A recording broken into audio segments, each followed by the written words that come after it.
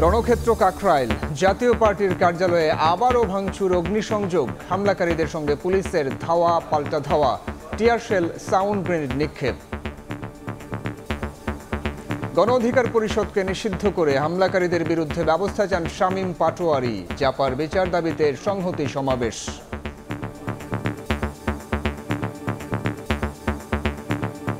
সন্ত্রাসী সংগঠনের জন্য সন্ত্রাস বিরোধী আইন এবং আরপিও অনুযায়ী নিবন্ধন বাতিলের অভিধান আছে। গণ অধিকার পরিষদ সেই আইনের মধ্যে পড়ে গেছে। হাসিনার বিচার যেমন হবে বাংলাদেশে, হাসিনার দোষর জাতীয় পার্টির বিচারও বাংলাদেশের মাটিতে হতে হবে।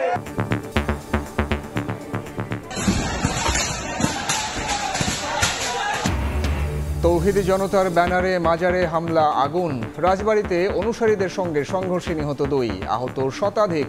পুলিশের গাড়ি ভাঙচুর। রাজশাহীতে খানকা শরীফ আক্রান্ত। ফলাফলের আগ পর্যন্ত নির্বাচন নিয়ে শঙ্কা দেখছে বিএনপি। ভোট বানচালে ষড়যন্ত্র প্রতিহতের ঘোষণা। পিয়ার দাবিতে রাজধানীতে জামায়াতের বিক্ষোভ, সংস্কারের তাগিদ।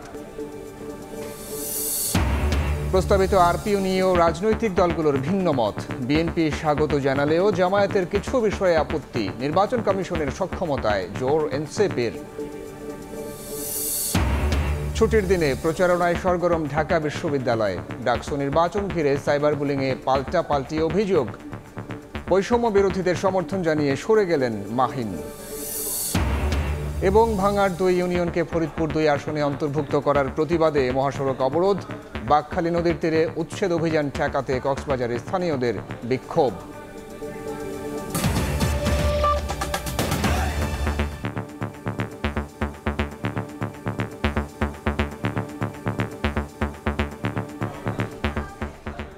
জাতীয় পার্টির কেন্দ্রীয় কার্যালয়ে আবারও হামলা, ভাঙচুর, অগ্নিসংযোগের ঘটনা ঘটেছে। শুক্রবার সন্ধ্যার পরে এই হামলার ঘটনা ঘটে। এর আগে শাহবাগে গণ অধিকার পরিষদ আয়োজিত সংহতি সমাবেশের 40টিরও বেশি রাজনৈতিক দল একাত্ম হয়ে জাতীয় পার্টির রাজনীতি নিষিদ্ধের দাবি জানায়। গণ অধিকার পরিষদ সভাপতি নুরুল হক নূরের উপর হামলার ঘটনায় হামলাকারীদের বিচার, জাপা ও 14 দলের রাজনীতি নিষিদ্ধ এবং স্বরাষ্ট্র উপদেষ্টার পদত্যাগ দাবিতে আয়োজিত হয় এই সমাবেশ। এই মুহূর্তে কাকরাইলে আছেন রিপোর্টার স্বপন আহমেদ। সরাসরি যাচ্ছি তার কাছে। স্বপন, ধন্যবাদ। আপনি নিশ্চয়ই ইতিমধ্যে জেনে গেছেন যে সন্ধ্যার পরপরই আসলে কাকরাইলে জাতীয় পার্টির যে কার্যালয় রয়েছে, প্রধান কার্যালয়, সেখানে কিন্তু হামলা করা হয় এবং পরবর্তীতে সেই কার্যালয়ের আগুন ধরিয়ে দেওয়া হয়। এখন আমি পেছনের চিত্রটি একটু দেখাতে চাই আপনাদের। এখন আসলে পরিবেশ অনেকটাই শান্ত, যদিও সন্ধ্যার পরপর যখন আসলে হামলাকারীরা হামলা চালায় তখন কিন্তু আধা ঘন্টায় হামলা চালানো হয়, পরবর্তীতে আগুনও ধরিয়ে দেওয়া হয়। আগুনের কিন্তু যে কার্যালয়টি রয়েছে জাতীয় পার্টির, সেই কার্যালয়ে প্রথম অর্থাৎ নিচতলা এবং দোতলা কিন্তু অনেকটাই পুড়ে গেছে, যদিও আমরা এখনো ভিতরে প্রবেশ করতে পারিনি। জাতীয় পার্টির নেতাদের পক্ষ থেকে আমাদেরকে জানানো হয়েছে যে এই যে পুড়ে যাওয়া হয়েছে, এখানে কিন্তু তাদের রাজনৈতিক যে বিভিন্ন কাগজপত্র, ডকুমেন্টগুলো ছিল, সেগুলো পুড়ে যাওয়ার শঙ্কা তারা আমাদের কাছে করেছেন। আমি একটু প্রেক্ষাপটটা আপনাকে টানতে চাই। জাতীয় পার্টির নেতারা অভিযোগ করছেন যে এখানে পুলিশ সদস্যের সংখ্যা কম ছিল, সেই সুযোগটি নিয়েছে হামলাকারীরা। অর্থাৎ তারা অভিযোগ করছেন যে গণ অধিকার পরিষদের নেতাকর্মীরা যারা জাতীয় জাদুঘরের সামনে একটি সমাবেশ করছিলেন, সেখান থেকে আসলে তারা এই সড়কটি যখন ব্যবহার করতে যাচ্ছিলেন তখনই কিন্তু তারা এখানে হামলাটি চালান, এমনটি অভিযোগ জাতীয় পার্টির নেতাকর্মীদের পক্ষ থেকে করা হচ্ছে। পাশাপাশি তারা বলছেন যে জাতীয় পার্টির অসংখ্য নেতা বা বেশ কয়েকজন নেতা এখানে উপস্থিত ছিলেন, কেননা আগামীকালকে ঈদে মিলাদুন্নবী উপলক্ষে তারা একটি অনুষ্ঠানের প্রস্তুতি নিয়ে তারা এখানে বৈঠকে বসছিলেন এবং তার পরপরই তখনই আসলে এই ঘটনাটি ঘটে। তবে আমরা জাতীয় পার্টির মহাসচিব, তিনি কিছুক্ষণ আগে এখানে এসেছিলেন, তিনি বলেছেন যে এই যে হামলাগুলো ঘটনা, গণ অধিকার পরিষদকে তিনি দায় দিয়ে বলেছেন যে এই টোটাল দায়টি আসলে গণ অধিকার পরিষদেরই, কেননা এর আগেও তারা এই 31 আগস্ট তারা এই হামলাটি করেছেন। পাশাপাশি তারা এই যে হামলাটি চালানো হলো, সরকারের কাছে তারা দাবি করছেন যে 24 ঘন্টার মধ্যে এই হামলাকারীদের আইনের আওতায় আনতে হবে। পাশাপাশি যেহেতু গণ অধিকার পরিষদের পক্ষ থেকে এই হামলাটি চালানো হয়েছে, জামাতের মহাসচিব তিনি বলছেন যে রাজনৈতিক দল হিসেবে গণ অধিকার পরিষদকে ব্যান করা হোক। পাশাপাশি তিনি এই হামলাগুলো যে হচ্ছে এই হামলার আসলে নিন্দা জানিয়েছেন, তীব্র নিন্দা জানিয়েছেন। তিনি বলেছেন যে আসলে রাজনৈতিক কোনো দলের প্রতিহিংসামূলক এরকম হামলা আসলে কোনোভাবেই কাম্য নয়, সরকারকে এটি আসলে বিবেচনা করার কথাও তারা জানিয়েছেন। এখন আসলে পরিস্থিতি একেবারেই স্বাভাবিক, যদিও প্রথম দিকে যখন হামলা করা হয় তখন পুলিশ সদস্যদের সংখ্যা অনেকটাই কম ছিল, তখনই আসলে হামলাকারীরা হামলা করে এবং ভাঙচুর করে এবং অগ্নিসংযোগ করে ভবনের নিচে আসলে আগুন ধরিয়ে দেয়। তো তারপর আসলে পুলিশ সদস্য বাড়ানো হয়, যখন পুলিশ সদস্য বাড়ানো হয় তখন কিন্তু আসলে হামলাকারীরা পিছু হটে যায়। তাদেরকে পিছু হটানোর জন্য পুলিশের পক্ষ থেকে টিয়ার শেল, কাঁদানে গ্যাস, জল কামান সেটিও নিক্ষেপ করা হয়। যখন পুলিশ সদস্যরা বাড়তি হয়ে যায় তখনই কিন্তু আসলে হামলাকারীরা এখান থেকে স্থান ত্যাগ করেন। তার পরপরই আসলে পুরো এলাকাটি বা পুরো ভবনটি পুলিশের নিয়ন্ত্রণে এখন পর্যন্ত রয়েছে। তবে নেতাকর্মীরা কেউ যে আহত হয়েছেন এই বিষয়টাও আমাদেরকে এখনো নিশ্চিত করা হয়নি, যদিও জাতীয় পার্টির 2-1 নেতা বলছেন যে তাদের 4 থেকে 5 জন আহত হয়েছেন, কিন্তু মহাসচিব বলছেন যে যদি আহত হয়ে থাকে, যেহেতু তাড়াহুড়ো করে হয়তো সবাই বেরিয়ে গেছেন হামলার কারণে, অর্থাৎ আহতর সংখ্যা আসলে কতটুকু এটি আসলে তারা নিশ্চিত করে এখনো আমাদেরকে জানাননি। তারা বলছেন যে যেহেতু এত বড় একটি ঘটনা মব সৃষ্টি করে ঘটানো হয়েছে, সরকারের পক্ষে তারা দাবি জানাচ্ছেন যে এ ধরনের ঘটনা, বিশেষ করে তারা অভিযোগ করছেন, জাতীয় পার্টির পক্ষ থেকে অভিযোগ করা হচ্ছে যে গণ অধিকার পরিষদকে ব্যান করতে হবে, 24 ঘন্টার মধ্যে তাদের আইনের আওতায় আনতে হবে, না হলে তারা হয়তো সামনের দিকে আরও বড় আন্দোলনের একটি কর্মসূচি তারা দিতে পারেন, এমনটি জাতীয় পার্টির নেতাকর্মীরা আমাদেরকে জানিয়েছেন। তো এই ছিল এখন পর্যন্ত জাতীয় পার্টির কেন্দ্রীয় কার্যালয়ের সামনে থেকে আমার কাছে সবশেষ। কাকরাইল জাতীয় পার্টির কেন্দ্রীয় কার্যালয়ের সামনে থেকে যুক্ত হয়েছিলেন সহকর্মী স্বপন আহমেদ। দর্শক, জাতীয় পার্টির কেন্দ্রীয় কার্যালয়ে হামলার ঘটনা নিয়ে একটি রিপোর্ট আমাদের হাতে আছে, আমরা একটু দেখতে চাই সেটি। 8 দিনের মাথায় রাজধানীর কাকরাইলে জাতীয় পার্টির কেন্দ্রীয় কার্যালয় আবারও আক্রান্ত। শুক্রবার সন্ধ্যার দিকে মিছিল নিয়ে হামলা চালায় একদল লোক। ভাঙচুরের পর আগুন ধরিয়ে দেয় তারা। হামলার সময় প্রধান কার্যালয়ে ঈদে মিলাদুন্নবীর কর্মসূচি বিষয়ে প্রস্তুতি সভা করছিলেন জাতীয় পার্টির নেতাকর্মীরা। হঠাৎ আক্রমণে ছোটাছুটি শুরু করেন তারা। মুসল্লি বসাবস্থা তারা ভিতর ঢুকে পুরাই দিছে, নামাজ ঘরটা মধ্যে পুরাই দিছে। এটার জন্য সরাসরি ইন্ধন রয়েছে গণ অধিকার পরিষদের সেন্ট্রাল সেক্রেটারি রাশেদ খানের। ডক্টর মোহাম্মদ ইউনূস সরকার হয়ে গেছে মব ভায়োলেন্সের সরকার, তার মানে মগের মূল্য, বর্গীদের আক্রমণ এবং মব ভায়োলেন্স এখন একাকার। পরে পুলিশ এসে জল কামান ও সাউন্ড গ্রেনেড নিক্ষেপ করে হামলাকারীদের ছত্রভঙ্গ করে দিলেও কাকরাইলে থমথমে পরিস্থিতি তৈরি হয়, বন্ধ হয়ে যায় যান চলাচল। এই ঘটনার জন্য গণ অধিকার পরিষদকে দায়ী করেছে জাতীয় পার্টি। গণ অধিকার পরিষদের দায় এড়াতে পারবে না। আমরা গণ অধিকার পরিষদের এই ধরনের সন্ত্রাসী কার্যকলাপের জন্য সন্ত্রাস বিরোধী আইনে তাদেরকে ব্যান করার দাবি জানাচ্ছি সরকারের কাছে। এর আগে শাহবাগে সংহতি সমাবেশে জাপা ও 14 দলের রাজনীতি নিষিদ্ধ নুরুল হক নূরের ওপর হামলার ঘটনায় হামলাকারীদের বিচার এবং স্বরাষ্ট্র উপদেষ্টার পদত্যাগ দাবি করেন বিভিন্ন দলের নেতারা। সমাবেশ শেষে নুরুল হক নূরের ওপর হামলাকারীদের চিহ্নিত করে দ্রুত বিচার সহ 3 দফা দাবি আদায়ে শপথ নেন সমাবেশে অংশগ্রহণকারীরা। আতাউর কাউসার, সময় সংবাদ, ঢাকা। রাজবাড়ীর গোয়ালন্দে মাজার শরীফে তৌহিদি জনতার ব্যানারে হামলা, ভাঙচুর ও অগ্নিসংযোগ করা হয়েছে। এতে 2 জন নিহত হয়েছেন, আহত হয়েছেন শতাধিক। অন্যদিকে রাজশাহীতে আজিজ ভান্ডারীর খানকা শরীফে তৌহিদি জনতার ব্যানারে খানকা শরীফ ভাঙচুরের ঘটনা ঘটেছে। ধাওয়া পাল্টা ধাওয়া, ইট পাটকেল নিক্ষেপ, ভাঙচুর ও অগ্নিসংযোগ। রণক্ষেত্র রাজবাড়ীর গোয়ালন্দ এলাকা।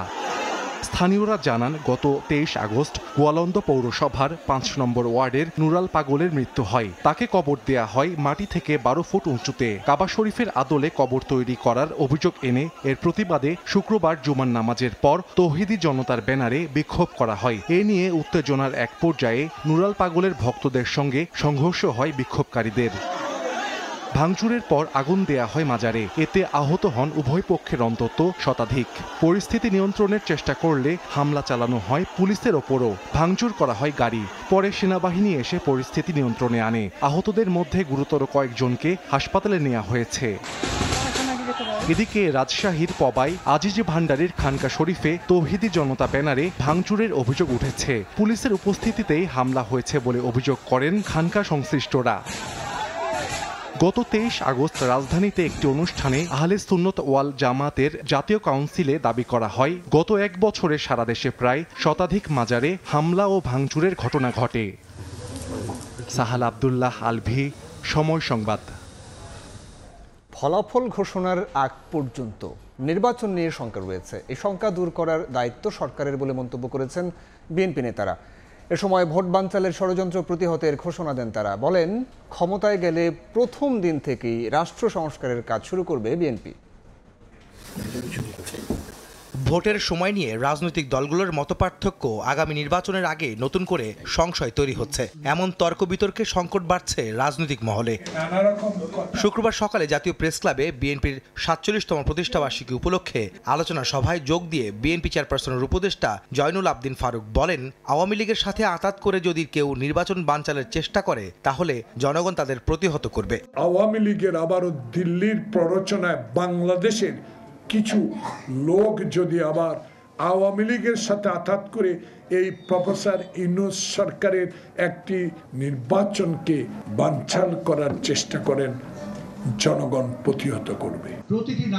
এদিন পল্টনে ডিপ্লোমা মেডিকেল অ্যাসোসিয়েশনের এক অনুষ্ঠানে বিএনপির স্থায়ী কমিটির সদস্য গয়েশ্বর চন্দ্র রায় বলেন, ফলাফল ঘোষণার আগ পর্যন্ত নির্বাচন নিয়ে শঙ্কা রয়েছে। এই শঙ্কা দূর করার দায়িত্ব সরকারের। ডক্টর মোহাম্মদ ইউনূসের আন্তরিকতার অভাব আমি বলবো না, আমি নির্বাচন কমিশনেরও আন্তরিকতার অভাব বলবো না, কারণ সরকারের ভিতরে সরকার আছে। প্রধান উপদেষ্টা কথা বলে একটা, ওনার পিএস বলে আরেকটা। যতদিন পর্যন্ত নির্বাচন না হবে, ফলাফল ঘোষণা না হবে, ততক্ষণ পর্যন্ত এই জনগণের এই আশঙ্কা কাজ করবে।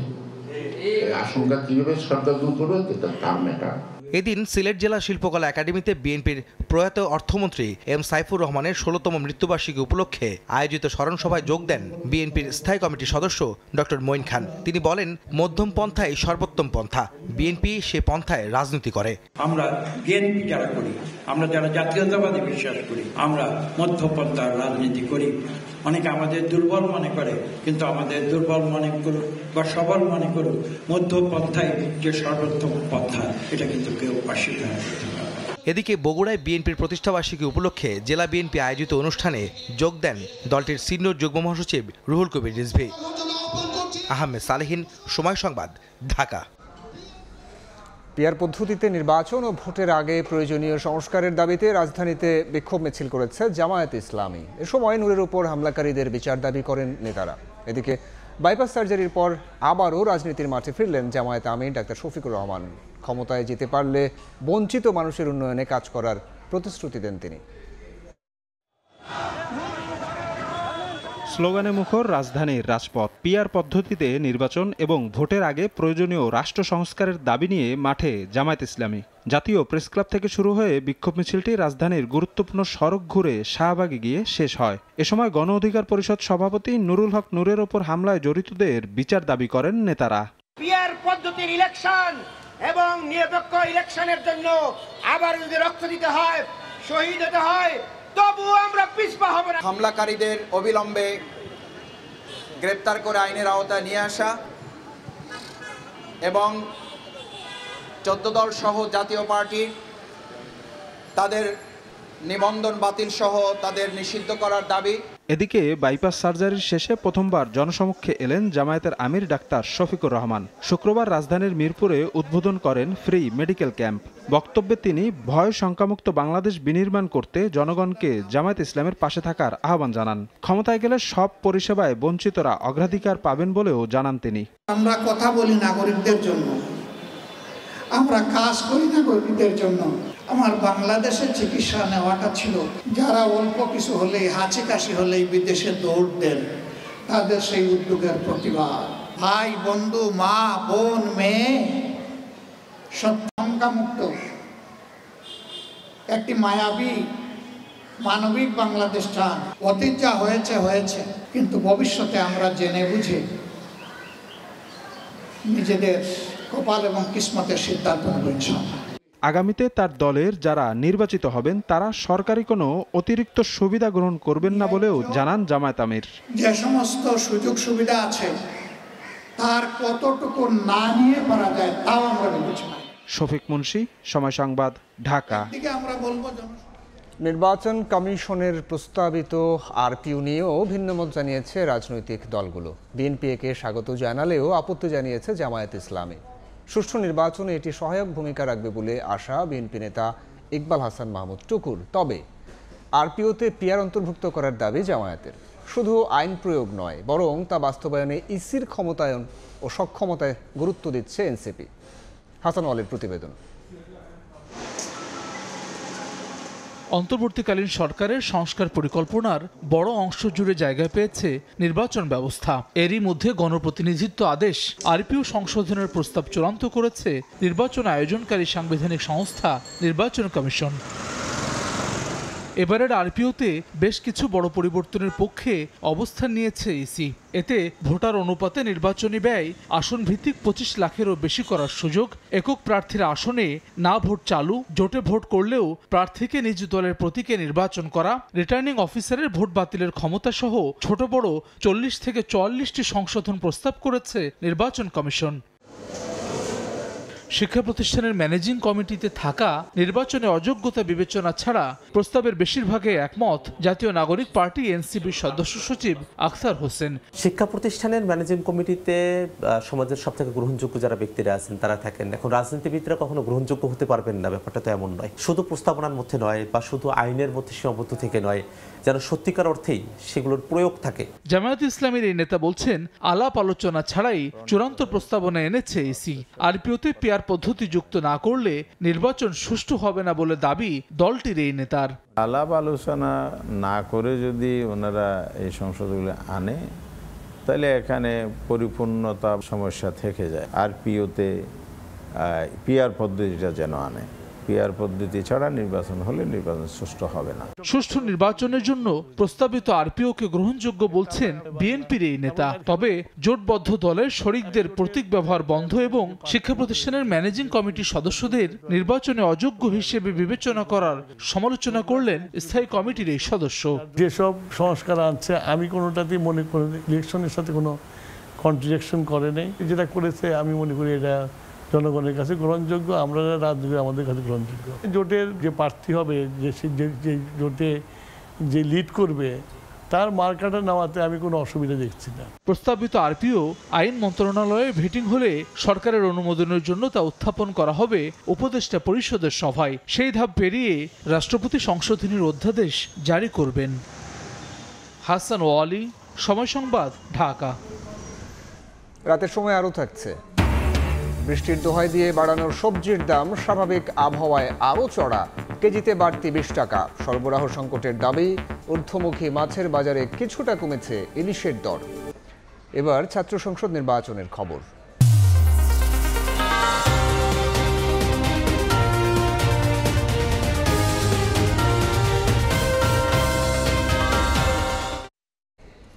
ডাকসু নির্বাচনের প্রচারণার বাকি আর মাত্র 2 দিন। শেষ সময়ে এসে ভোটারদের কাছে নানা প্রতিশ্রুতি তুলে ধরছেন প্রার্থীরা। ছুটির দিনে মসজিদে মসজিদে ভিন্ন ধর্মী প্রচারণা চালান তারা। ভোটারদের কাছে নিজেদের ইশতেহার তুলে ধরার পাশাপাশি পাল্টাপাল্টি অভিযোগ তোলেন। এদিকে ভোটের 3 দিন আগে আবু বাকের মজুমদারকে সমর্থন করে সরে দাঁড়ালেন মাহিন সরকার। জুমার নামাজ শেষ হতেই হলগুলোর মাঠে মাঠে নির্বাচনী আমেজ। বিভিন্ন প্যানেল আর স্বতন্ত্র প্রার্থীরা নিজ নিজ লিফলেট হাতে ভোটারদের সঙ্গে করেন কুশল বিনিময়, তুলে ধরেন নিজেদের ইশতেহার। শুক্রবার দুপুরে হাজী মোহাম্মদ মহসিন হলে জুমার নামাজ আদায় করেন ছাত্রদল সমন্বিত প্যানেলের ভিপি প্রার্থী আবিদুল ইসলাম খান। ভোটে জিতলে নতুন আবাসিক হল তৈরি সহ নানা প্রতিশ্রুতি দেন তিনি। অভিযোগ তোলেন অপপ্রচারের। যে প্রার্থীগুলোকে রাজনৈতিকভাবে মোকাবিলা করতে ব্যর্থ হয়ে এই অপপ্রচারে একটা গোষ্ঠী নেমেছে, তো সেইটা নিয়ে বিশ্ববিদ্যালয় বা নির্বাচন কমিশনের কাছে আমরা গিয়েছি, জানিয়েছি কিন্তু তারা এখনো পর্যন্ত এই জায়গাটাতে মোটামুটি ভালোভাবে ব্যর্থতার প্রমাণ দিয়েছে। পাশেই মাস্টার দা সূর্য সেন হলে নামাজ শেষে প্রচারণা চালান শিবির সমর্থিত ঐক্যবদ্ধ শিক্ষার্থী জোটের ভিপি প্রার্থী। শিক্ষার্থীদের কাছে তুলে ধরেন নিজের ইস্তেহার। প্রশাসনের বিরুদ্ধে অসহযোগিতার অভিযোগও করেন সাদিক কায়েম। আমাদের যারা নারী প্রার্থী আছে তাদের বিরুদ্ধে ক্রমাগত সাইবার বুলিং হচ্ছে। সাবিকুন নাহার তামান্নার ছবি বিকৃত করা হয়েছিল, আমরা লিখিত অভিযোগ দিয়েছি, কিন্তু এখন পর্যন্ত বিশ্ববিদ্যালয়ের প্রশাসন কোনো ধরনের কার্যকর উদ্যোগ গ্রহণ করেনি। প্রচারণা চালান বৈষম্য বিরোধী শিক্ষার্থী সংসদের ভিপি প্রার্থী আব্দুল কাদেরও। তিনি বলেন, অভ্যুত্থানের পক্ষের সব শক্তি এক থাকলে অপশক্তি সুযোগ পাবে না। একই সঙ্গে সাইবার বুলিং এরও অভিযোগ করেন তিনি। মাহিনের সিদ্ধান্তকে সাধুবাদ জানাই। আমরা মনে করি গণ অভ্যুত্থানের শক্তি এক থাকলে গণ অভ্যুত্থানের যে অপশক্তি আছে তারা আর কোনো সুযোগ পাবে না। এর আগে প্রতিদ্বন্দ্বী বৈষম্য বিরোধী শিক্ষার্থী সংসদের জিএস প্রার্থী আবু বাকের মজুমদারকে সমর্থন জানান সমন্বিত শিক্ষার্থী সংসদের জিএস প্রার্থী মাহিন সরকার। সকালে মধুর ক্যান্টিনে সংবাদ সম্মেলনে এ ঘোষণা দেন তিনি। আবু বাকের মজুমদারের বিজয়ী, মাহিন সরকারের বিজয় বলে সূচিত হবে। আমাদেরকে নানাভাবে সাজেস্ট করেছিলেন যে আমরা যাতে একত্রে মুভ করি, যে কোনো ফরম্যাটে হোক। মাহিন ভাই সেই জায়গায় সহযোগিতা করেছেন। এদিকে বিকেলে মধুর ক্যান্টিনে সংবাদ সম্মেলনে সমন্বিত শিক্ষার্থী সংসদ প্যানেলের ভিপি প্রার্থী জালালউদ্দিন মোহাম্মদ খালিদ দাবি করেন, নানা দিক থেকে চাপের কারণে মাহিন সরকার প্যানেল ছাড়তে বাধ্য হন। তাদের প্যানেল ভাঙার ষড়যন্ত্র হচ্ছে বলেও অভিযোগ তার। তার এলাকায় হচ্ছে তাকে প্রচুর প্রেসার দেওয়া হচ্ছে, হুমকি ধমকি দেওয়া হচ্ছে। এলাকায় যে তার নেতাকর্মীরা আছে তারা কল করে কান্নাকাটি করছে, যার কারণে তার জন্য নির্বাচনে টিকে থাকা অনেক মুশকিল হয়ে পড়ে।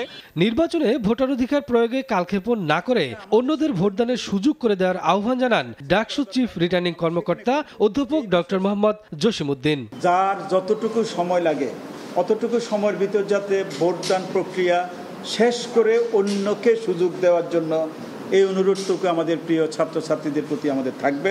তফসিল অনুযায়ী 7 সেপ্টেম্বর রাত পর্যন্ত প্রচারণার মাঠে থাকতে পারবেন প্রার্থীরা।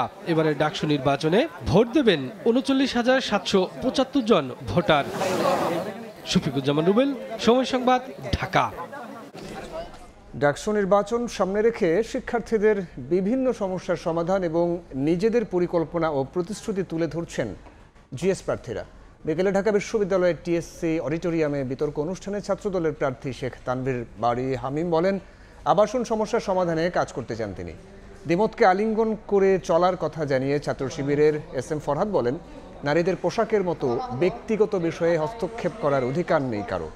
শিক্ষার্থীদের নিরাপত্তা নিশ্চিত করার উপর জোর দেন গণতান্ত্রিক ছাত্র সংসদের আবু বাকের মজুমদার।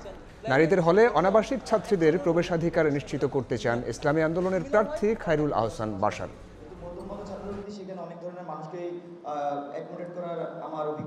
এই বিশ্ববিদ্যালয় এরিয়াকে গ্রিন, ইয়েলো এবং রেড 3 জোনে বিভক্ত করব যানবাহন এবং বহিরাগত নিয়ন্ত্রণের জন্য। সেখানে গ্রিন জোনে আমরা ঢাকা মেডিকেল, বাংলা একাডেমি ইত্যাদি বিভিন্ন ধরনের জনবহুল জায়গাকে গ্রিন জোনের ভিতরে রাখবো এবং ইয়েলো জোনে আমরা অডিটোরিয়ামের মতো জায়গাগুলোকে রাখবো, যেখানে বিশ্ববিদ্যালয় অ্যালুমনাই, বিশ্ববিদ্যালয় স্টুডেন্টস এবং যারা সম্পৃক্ত থাকবে সে সকল ব্যক্তিবর্গ তাদের পরিচয় প্রদানের মাধ্যমে সেখানে প্রবেশ করতে পারবে। আপনাকে প্রমাণ করতে হবে আপনার সংগঠন পলিটিক্যাল লিডারশিপের পাশাপাশি একাডেমিক লিডারশিপ হিসেবে মিউচুয়ালি প্যারালালি ফাংশন করছে। এটা প্রুভ করতে হবে আপনার পলিটিক্যাল লিডার। যদি প্রমাণ করতে পারেন তাহলে আপনি বিশ্ববিদ্যালয়কে একাডেমিক প্রতিষ্ঠান বানাবেন, এটা আমি বিশ্বাস করতে পারবো। ভাঙ্গা উপজেলার আলগি ও হামিরদি ইউনিয়নকে ফরিদপুর 2 আসনে যুক্ত করায় আবারও মহাসড়ক অবরোধ করে বিক্ষোভ করেছেন স্থানীয়রা। সকালে ঢাকা বরিশাল মহাসড়কের পুকুরিয়া ও হামিরদি বাসস্ট্যান্ড এলাকায় এবং ঢাকা খুলনা মহাসড়কের সুয়াদি ও আলগি বাসস্ট্যান্ড এলাকার সড়ক অবরোধ করা হয়। এ সময় যান চলাচল বন্ধ হয়ে ভোগান্তিতে পড়েন যাত্রীরা। 3 দিনের মধ্যে পুনরায় গেজেট প্রকাশ করা না হলে কঠোর আন্দোলনে নামার হুঁশিয়ারি দিয়েছেন তারা। পরে অবরোধ তুলে নিলে স্বাভাবিক হয় যান চলাচল। এদিকে বিকেলে আবার ভাঙা গোলচত্বর এলাকায় সড়ক অবরোধ করে বিক্ষোভ করেন স্থানীয়রা। নির্বাচন কমিশন প্রকাশিত গেজেটে ফরিদপুর 4 আসনের ভাঙ্গা উপজেলার আলগি ও হামিদি ইউনিয়নকে ফরিদপুর 2 আসনের অন্তর্ভুক্ত করেছে।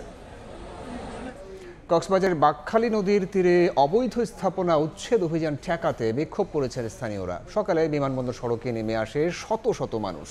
টায়ারে আগুন জ্বালিয়ে 4 রাস্তার মোড়ে ব্যারিকেড দেন তারা। পরে বাধার মুখে পিছু হটে যায় BIWT এর কর্মকর্তারা। 2 ঘন্টা পর বিমানবন্দর সড়কে স্বাভাবিক হয় যান চলাচল। শুক্রবার সকালে কক্সবাজারের বিমানবন্দর সড়কে নামেন স্থানীয়দের একটি অংশ। টায়ারে আগুন দিয়ে শুরু হয় বিক্ষোভ। 4 রাস্তার মোড়ে দেয়া হয় ব্যারিকেড। কক্সবাজারের বাকখালী নদীর তীরে অবৈধ দখল উচ্ছেদে প্রতিবাদে প্রধান সড়কে এই বিক্ষোভ। তাদের বাধার মুখে পড়ে আইন শৃঙ্খলা বাহিনী। উত্তেজনা বাড়লে পরিস্থিতি সামাল দেওয়ার চেষ্টা করেন স্থানীয় রাজনৈতিক নেতারা। তারাও বলছেন উচ্ছেদ কার্যক্রম নিয়ে আতঙ্ক ছড়িয়েছে স্থানীয়দের মধ্যে। ওরা অবৈধভাবে উচ্ছেদ করার জন্য কি করতেছে, পয়সা করতেছে ওরা। নদী আমাদের জায়গা খাইছে, কিন্তু নদীর জায়গা আমরা খাই নাই। বিভিন্ন ধরনের ইন্ধনে সেনাবাহিনী এসে এখানে মানুষের অনেক পুরাতন বসত বাড়ি উচ্ছেদ করে দিচ্ছে। এটা আমরা তীব্র নিন্দা জানাই। কাগজ দেখে সরকার জায়গা হয়েছে, আমরা নিজে উচ্ছেদ করে দেবে চলে যাবো, আমরা নিজের ঘর আমরা নিজেরা ভেঙে চলে যাবো। আইনের বাইরে গিয়ে উচ্ছেদ অভিযান পরিচালনা করছে, তাদের উচিত ছিল আগে নদীর জরিপ ঠিক করা। পরে বাধার মুখে ফিরে যান বিআইডব্লিউটিএ এবং প্রশাসনের কর্মকর্তারা। কক্সবাজারের বাকখালী নদীর তীরকে দখলমুক্ত করতে 5 দিনের উচ্ছেদ অভিযান শুরু হয় 1 সেপ্টেম্বর। সুজাউদ্দিন রুবেল, সময় সংবাদ, কক্সবাজার। রাতের সময় আরও থাকছে। কর ফাঁকের অভিযোগ স্বীকারের কয়েকদিনের মাথায় ব্রিটিশ উপপ্রধানমন্ত্রীর পদত্যাগ, পররাষ্ট্রমন্ত্রীকে দায়িত্ব প্রদান, স্টারমার সরকারে অস্থিরতা। এবার ডেঙ্গু পরিস্থিতির খবর।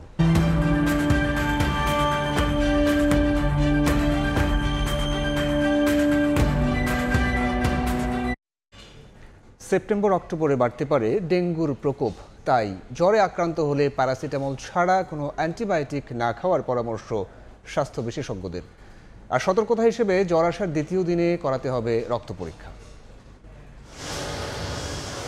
ডিএনসিসি হাসপাতাল মহাখালী। সম্প্রতি এই হাসপাতালে বেড়েছে ডেঙ্গু আক্রান্ত রোগীর সংখ্যা। শুরুতে জ্বর, বমি ও তীব্র শরীর ব্যথা নিয়ে আসছেন বেশিরভাগ রোগী। 15 দিন জ্বরে ভোগার পরে ওনারে মুন্সিগঞ্জে ভর্তি করার পরে মুন্সিগঞ্জে রাখছে। গতকালকে রাত্রে আর কি ওনার এখানে 5 দিন ধরে আমার চাচার আর কি জ্বর ছিল। জ্বর থাকার পরে আপনার গতকালে ব্লাড মাল্টিনেস 55,000 ছিল। শরীর ব্যথা ছিল আর ইয়া ছিল, প্রেশার লো হয়ে গেছে একবার। চিকিৎসকরা বলছেন ডেঙ্গুর প্রথম লক্ষণ যেহেতু জ্বর, তাই অনেকেই চিকিৎসকের কাছে না গিয়ে নিজ থেকেই ওষুধ খেয়ে ডেকে আনছেন বিপত্তি। তাই জ্বরের দ্বিতীয় দিনই ডেঙ্গু পরীক্ষা করানোর পরামর্শ চিকিৎসকের। ডেঙ্গু বা চিকুনগুনিয়া যেটাই হোক না কেন, এটা তো আসলে প্রথম 5 দিন তো শুধু প্যারাসিটামল এবং প্রচুর পরিমাণে পানি, তরল খাবার খাবে, এটাই কিন্তু চিকিৎসা, মূলত চিকিৎসা। তো এটার জন্য তো আসলে ফার্মেসির ওদিকে গিয়ে অনেক বেশি ওষুধ খাওয়া, অ্যান্টিবায়োটিক খাওয়া, এগুলো কিন্তু আসলে কোনো প্রয়োজন নাই। বরং বেশি ওষুধ খেলে আরও খারাপ প্রভাব পড়ার সম্ভাবনা বেশি। চলতি বছরে ডেঙ্গুতে সবচেয়ে বেশি মৃত্যু হয়েছে ঢাকা দক্ষিণ সিটি কর্পোরেশনে, আর ঢাকার বাইরে মারা গেছে বরিশাল ও চট্টগ্রাম বিভাগে। শঙ্কা প্রকাশ করে কীটতত্ত্ববিদরা বলছেন বৃষ্টির পর জমে থাকা পানিতে বাড়ছে এডিস মশার ঘনত্ব। এ মাসে ডেঙ্গু বাড়ার একটি ঝুঁকি তৈরি হবে, কারণ বৃষ্টি যখন থেমে যাবে ছোট বড় পাত্রগুলোতে যে পানি জমা হবে সেই পানিগুলোতে এডিস মশার প্রজনন হবে। সেপ্টেম্বর মাসে এবং অক্টোবর মাসে ডেঙ্গুর ঝুঁকি কিন্তু আরও বাড়ার একটি সম্ভাবনা আমরা দেখছি। মশক নিধনে জনসম্পৃক্ততার পাশাপাশি সিটি কর্পোরেশনের কার্যক্রম বাড়ানোর বিকল্প নেই বলে মনে করেন বিশেষজ্ঞরা। রৌনক নিয়ন্তা, সময় সংবাদ, ঢাকা। আবহাওয়ার মতোই গরম হয়ে আছে রাজধানীর বাজার। বিক্রেতারাই বলছেন সরবরাহ সংকটের সপ্তাহ ব্যবধানে কেজিতে 10 থেকে 20 টাকা পর্যন্ত বেড়েছে বেশিরভাগ সবজির দাম। হালিতে 1200 টাকা পর্যন্ত ইলিশের দাম কমলেও আসেনি ভোক্তার নাগালে। কারণ বাজার ঘুরে রিপোর্ট করেছেন অন্তরা সেন। কাঠফাটা রোদের থেকেও যেন বেশি উত্তাপ ছড়াচ্ছে রাজধানীর সবজির বাজার। শুক্রবার সাপ্তাহিক ছুটির দিন সকালে কারওয়ান বাজারের বিক্রেতারা জানান, একদিকে গ্রীষ্ম মৌসুমের শেষ সময়, সেই সঙ্গে কিছুদিন আগের বৃষ্টি বাদলে আবাদ নষ্ট হওয়ায় এখনো কাটেনি সরবরাহ সংকট। বেশিরভাগ সবজির কেজি পড়ছে 80 টাকার বেশি। একমাত্র আলু এবং পেঁপে ছাড়া সমস্ত জিনিসের দামই 70, 80, 100 টাকার উপরে সবজি। আমাদের ব্যয় বাড়ছে কিন্তু আয় তো বাড়ছে না, সেজন্য আমাদের জন্য, সাধারণ মানুষ আমরা যারা, আমাদের জন্য কষ্ট হয়। সপ্তাহ ব্যবধানে ইলিশের দাম গড়ে 100 থেকে 300 টাকা কমলেও এখনো তা রয়ে গেছে ভোক্তার নাগালের বাইরে। 1 কেজি ওজনের ইলিশ বিক্রি হচ্ছে 2300 টাকায়, আর 1.5 কেজির দাম চড়েছে 4500 পর্যন্ত। 1 কেজি মাছ বেচছি 2500-2400, এই সপ্তাহে বেশি 2300 টাকা। সরবরাহ একটু বেশি, এর লাগে মাছ একটু দাম কম। 5 কেজি আলা মাছ কিনতাম, সেখানে কিন্তু 3 কেজি আলা মাছ, রুই মাছ, কাতল মাছ। এদিকে বেড়েছে নিত্য প্রয়োজনীয় পণ্যের তালিকায় শীর্ষে থাকা আটা ও ডালের দামও। সরবরাহ খারাপ, এইটা ম্যানেজ করতে যে ওটা আমরা অন্যদিকে হিমশিম খেয়ে যাচ্ছি। অস্থির সবজির বাজারের বিপরীতে কিছুটা স্বস্তি মুরগির দামে। ব্রয়লারের দাম অপরিবর্তিত থাকলেও 10 থেকে 30 টাকা কমেছে সোনালী মুরগির দর। অন্তরা সেন, সময় সংবাদ, ঢাকা।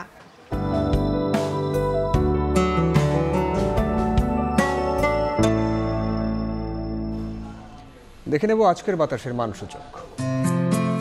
বায়ুমান বিষয়ক সংস্থা IQAir এর সূচক অনুযায়ী বাংলাদেশে এখনকার বাতাসের মান: ঢাকা বিভাগের বায়ুমান 57, এটি সন্তোষজনক, বাতাসের আর্দ্রতা 64%। চট্টগ্রাম বিভাগে বায়ুর মান 56, এটিও সন্তোষজনক, বাতাসের আর্দ্রতা 83। রাজশাহী বিভাগে বায়ুমান 68, যা সন্তোষজনক, আর্দ্রতা 74। সিলেট বিভাগে বায়ুর মান 90, এটি সন্তোষজনক, বাতাসের আর্দ্রতা 66%। খুলনা বিভাগের বায়ুমান 64, এটিও সন্তোষজনক, বাতাসের আর্দ্রতা 78। বরিশাল বিভাগের বায়ুর মান 58, যা সন্তোষজনক, আর্দ্রতা 75। রংপুর বিভাগের বায়ুমান 67, এটি সন্তোষজনক, বাতাসের আর্দ্রতা 70। ময়মনসিংহ বিভাগের বায়ুর মান 65, এটিও সন্তোষজনক, বাতাসের আর্দ্রতা 69%। সারা দেশে বায়ুর মান সবচেয়ে ভালো চট্টগ্রামে 56 আর সবচেয়ে খারাপ সিলেটে 90। পবিত্র ঈদে মিলাদুন্নবী উপলক্ষে রাজধানীর মসজিদগুলো সেজেছে বর্ণিল আলোকসজ্জায়। সন্ধ্যা নামতেই ঝলমলে রঙিন আলোয় আলোকিত হয়ে ওঠে গম্বুজ, মিনার আর মসজিদের প্রতিটি প্রাঙ্গণ। নানা রঙের বাতির শৈল্পিক সাজে মসজিদগুলো রূপ নিয়েছে উৎসবের রঙে। শুধু বায়তুল মুকাররম নয়, রাজধানীর প্রায় প্রতিটি এলাকায় মসজিদের গেটে, বারান্দায় গম্বুজ ও মিনারে সজ্জিত হয়েছে রঙিন আলোয়। প্রতি বছরের মতো এবারও এই বর্ণিল আলোকসজ্জা ঘিরেই ঈদে মিলাদুন্নবীর আনন্দ ভাগাভাগি করে নিচ্ছেন মুসল্লি ও সাধারণ মানুষ।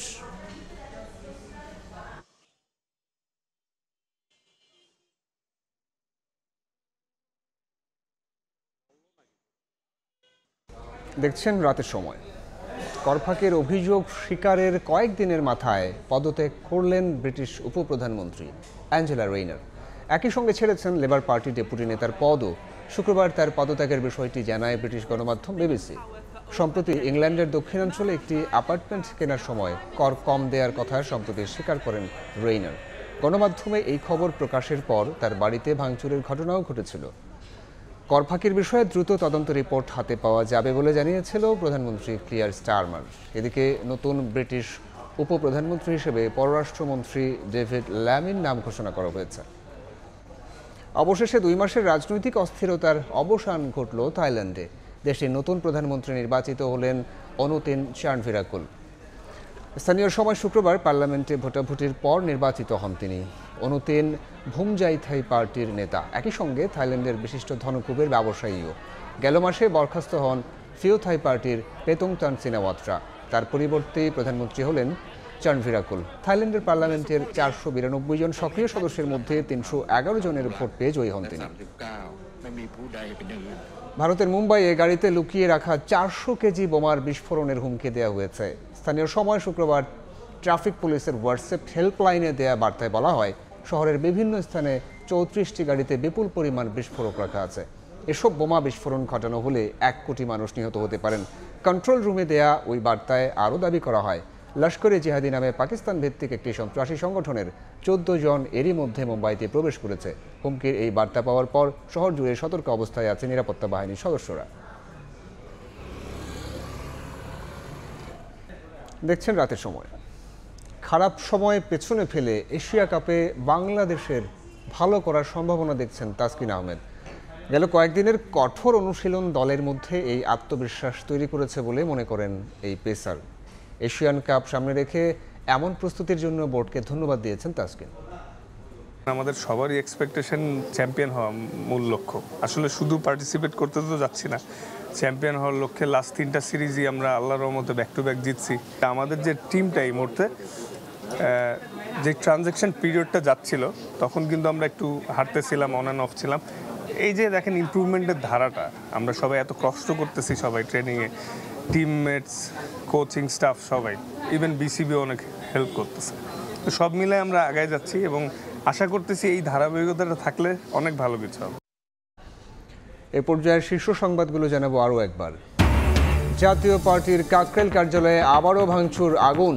গণ অধিকারকে দায়ী করে ব্যবস্থা চান শামীম পাটোয়ারি। জাপান নিষিদ্ধ চেয়ে বিএনপি জামায়াত সহ 40 দল সংগঠনের সমাবেশ। তৌহিদি জনতার ব্যানারে মাজারে হামলা, আগুন। রাজবাড়িতে অনুসারীদের সঙ্গে সংঘর্ষে নিহত 1, আহত শতাধিক। পুলিশের গাড়ি ভাঙচুর। রাজশাহীতে খানকা শরীফ আক্রান্ত। এবং ফলাফলের আগ পর্যন্ত নির্বাচন নিয়ে শঙ্কা দেখছে বিএনপি। ভোট বানচালের ষড়যন্ত্র প্রতিহতের ঘোষণা। পিয়ার দাবিতে রাজধানীতে জামায়াতের বিক্ষোভ। সংস্কারের তাগিদ।